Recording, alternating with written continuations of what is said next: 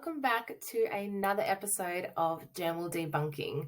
Today we're going to look at wound healing.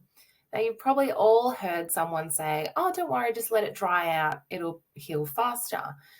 But is that actually good to let your wounds dry out, or should we keep them in a moist wound environment? Stick with me, let's explore, and we'll find out. First of all, we need to have a look at what a wound looks like. So we can see here in this diagram a pretty standard acute wound, which let's just say is a small cut on your arm. If we have a look at the surrounding tissue, we can see the different layers in the skin. We've got the hypodermis, or the subcutaneous layer at the very, very bottom, which is all of our fat cells. Then we've got the dermis in the middle, and this is where all our collagen is, our blood vessels, sweat glands, nerves, hair follicles, and a range of other important cells and structures. And then above this, we have our epidermis, which is mainly comprised of skin cells called keratinocytes. And at the very top of this layer is the stratum corneum, which is like our protective barrier. And that's made of flattened keratinocytes that are now called corneocytes. So we can see when we've got a cut on our arm that the cut goes down into that dermal layer where that blood vessels and other structures lie.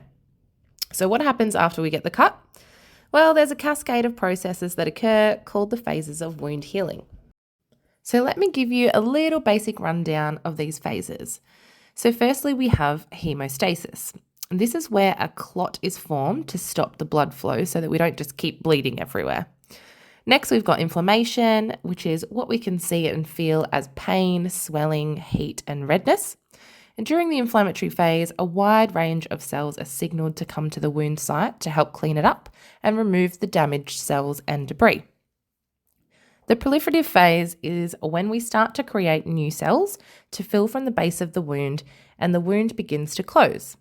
And lastly, there is remodeling, which is where the collagen fibers are reorganized and strengthened within the dermis.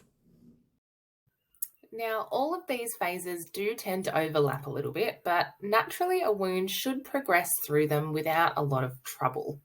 Now, when we get to chronic wounds like leg ulcers that won't heal, they tend to get stuck in the inflammatory phase and they can't progress onwards. So this happens for a range of reasons, but for the sake of this video, we're just going to assume that the cut on our arm is quite an acute, small wound. It's going to heal without too much of an issue. So now we need to look at how we can get this wound healing as quickly and as optimally as possible. So let's go back in history for a minute. And the first ever informal clinical trial in wound care was way back in the 16th century when a guy named Ambroise Paré, who's this guy right here, was traveling with the French army as a surgeon. Now, at that time, gunpowder wounds were treated with boiling oil in an attempt to stop the poisonous effect of the gunpowder penetrating into the tissues. Sounds pretty painful, but there was a shortage of oil, so he had to come up with another solution. So he decided to concoct his own treatment based on ancient Roman remedies and mixed turpentine, rose oil, and egg yolks together to smear onto the wounds. Now, to his surprise and delight, the soldiers that he treated with this remedy healed a lot quicker than those who were treated with the boiling oil. Little did he know that he had just created the first moist wound dressing. Now, obviously, as medicine progressed, everyone seemed to forget about Paré's little experiment because up until the late 1950s, those working in medicine accepted dry wound healing as the best option. It was thought that a scab was nature's dressing and was protecting the underlying tissue while it repaired itself. In 1962, however, a man called George Winter changed the wound healing game. He conducted research using pigs to demonstrate that wounds healed quicker in a moist environment than in a dry one. But it wasn't really until the 70s and 80s that this thought was adopted as common practice in medicine. So how exactly does a moist environment help a wound heal faster? Well, let's have a look at this diagram here. You can see that when we let a wound dry out and we lose all this moisture from the tissue, we get this scabby, crusty formation over the top of it, which is all these dead and dehydrated cells.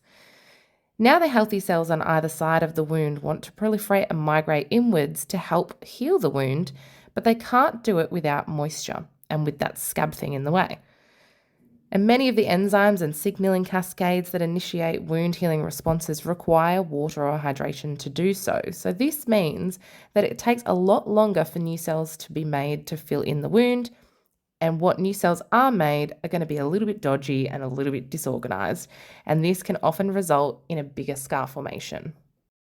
When we cover the wound with a dressing, we're locking in the moisture and not losing so much of it out to the external environment.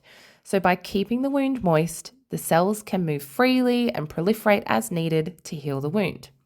Now, this can be something as simple as a band aid for a small cut or even a proper dressing for something larger.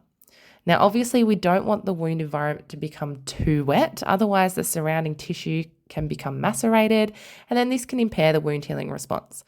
Now, in this case, with the cut on our arm, we don't really need to worry about this too much because there wouldn't be much exudate or liquid formation.